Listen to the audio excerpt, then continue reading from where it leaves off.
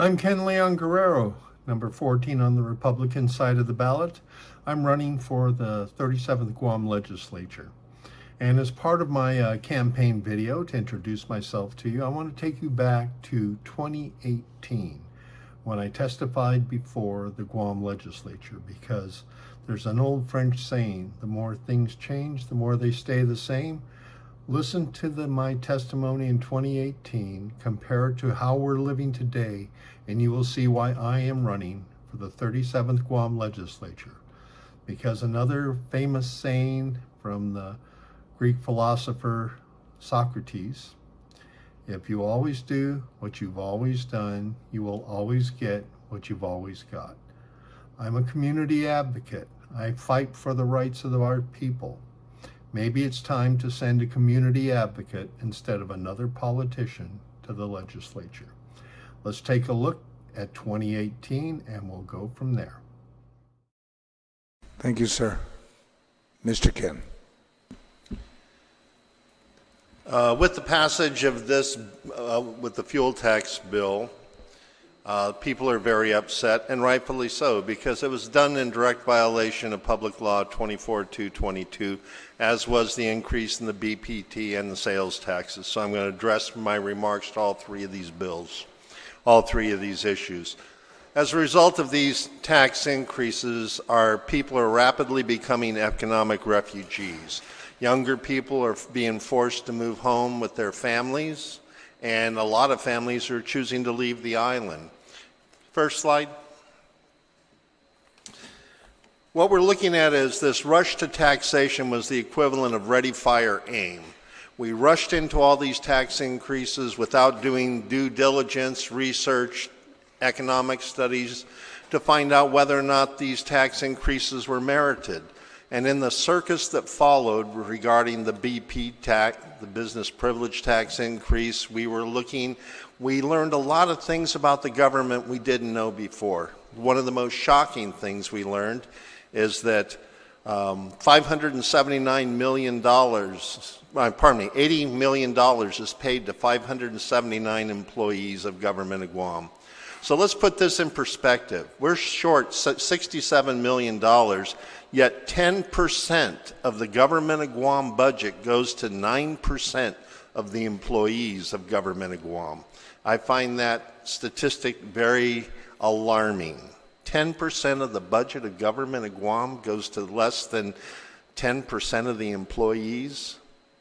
So it shows that we have a lot of work that we still have to do, because after this emergency was declared and we were shutting down police stations and fire stations and libraries and swimming pools because there was no money, at the same time we added $6 million to the government of Guam payroll.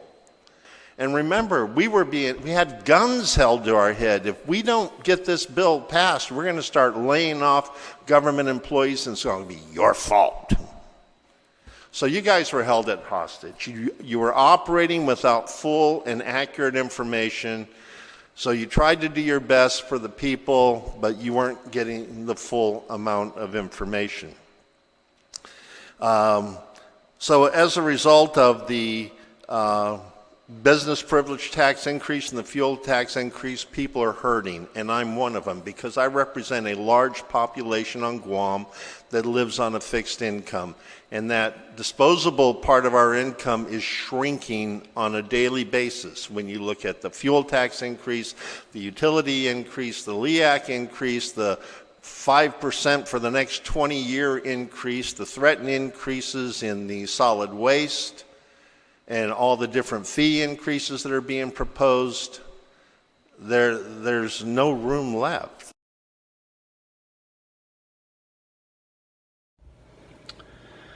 I'm Ken Leon-Guerrero, and I'm, as I said earlier, running for the legislature. I'm looking to change my career from community advocate to senator. I've been a community advocate fighting for the people of Guam for the past 15 years.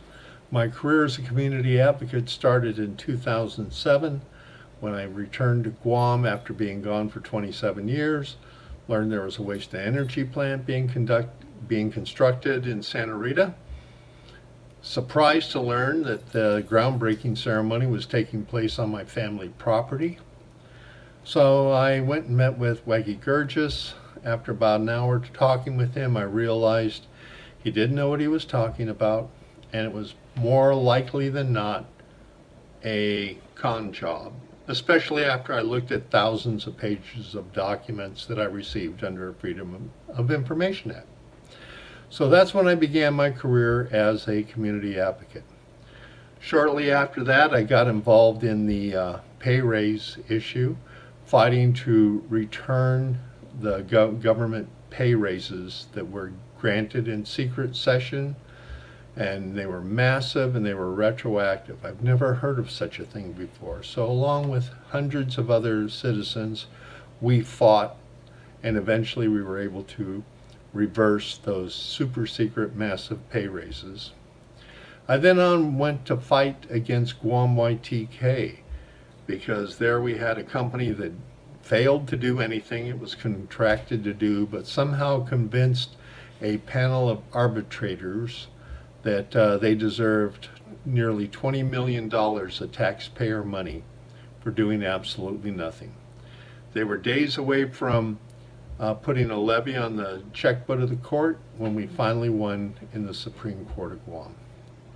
So, as you can see here, I have been very active in the legislature, testifying on a large number of bills, probably over 100 bills over the past 15 years. And if you go to my YouTube site, you will see probably over 100 videos, public education videos I've created over the last 10 years on various issues pertaining to the people of Guam.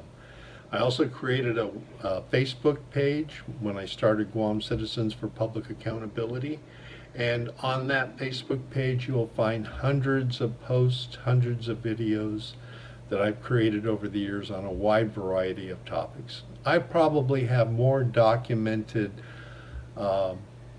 policy material than any other candidate running for office right now, based on what I've produced and published over the past 15 years. Scan this QR code right here, and it will take you to my Ken Leon-Guerrero YouTube channel, and you can look at over 100 videos on a wide variety of public policy issues over the years. And as you can see by the headlines in the local newspapers, I've been very, very active in very important issues facing the community here on Guam. That's why I'm running for the legislature, because I want to take my level of community activity representing the people of Guam from the hearing room of the legislature to the floor of the Senate chamber. As a candidate for the 37th Guam legislature, like all candidates, we have some priorities. Public safety, I'm really concerned about the easy flow of meth on this island. I'm concerned about how prevalent it is and growing, and I'm concerned about the impact it's having on our communities. I've been advocating for years, trying to get the government to try to invest more money in drug detection dogs, and it upsets me that here, just months away from the general election, the government finally invested in more drug dogs.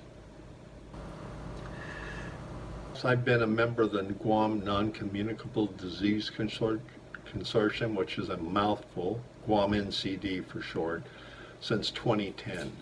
And over the years, I have been engaging with public health, Guam Memorial Hospital, and other nonprofit organizations to try to improve public health. I think that's something that we need to do because our people are getting sicker, and our healthcare system right now is in a state of slow collapse. And we need to do serious things to prevent that system from collapsing in total, because Guam Memorial Hospital is the public health care lifeboat.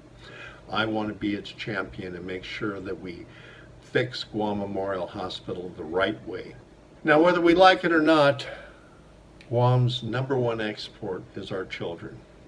That's why when it comes to public education, I want to look at how we can re-engineer our education system to equip our children to compete on the world stage, because that's what they're doing. They're competing on the world stage.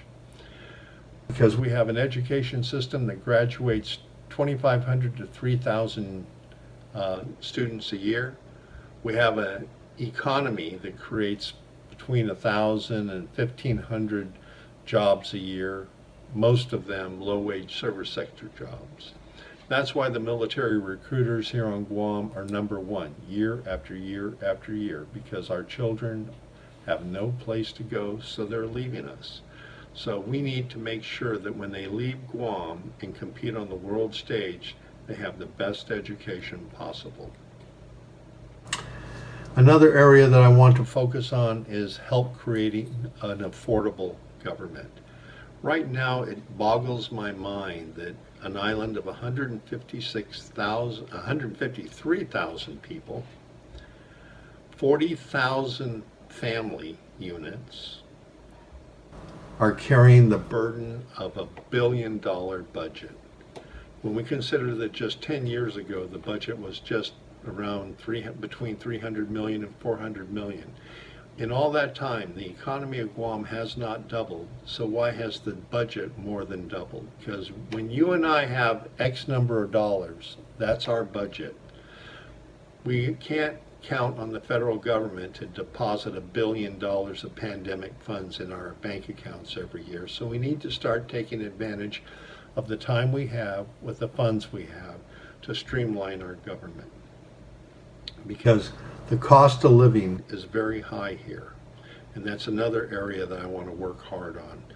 Things that we can do to reduce the cost of living, because we've gotten to the point right now where most families, 80% of the families on Guam, have a gross income, all sources, less than $50,000 a year. We have double-digit inflation, and the cost of living is skyrocketing, and unless we do something to improve the cost of living, we're going to continue to lose residents. We're already seeing it happen now. We've had an exodus that's been taking place over the past 20 years as our young people, unable to find middle-class jobs, relocate to the continental United States, where they apparently have no trouble finding middle-class jobs. I want to help improve the quality of life and help reduce the cost of living so that we can keep our people here. The only way I can do that is as a senator, because as a community advocate, I have no say on policy other than representing you before the power. It's the B. But as a senator, I will be sitting in the room where policy is made, where decisions are made that are going to affect you, me, and your family. I'm Ken Leon-Guerrero. I'm a Republican candidate for the 37th Guam Legislature. I'm asking for your vote so that I can continue to be your community advocate, but on the floor of the session hall.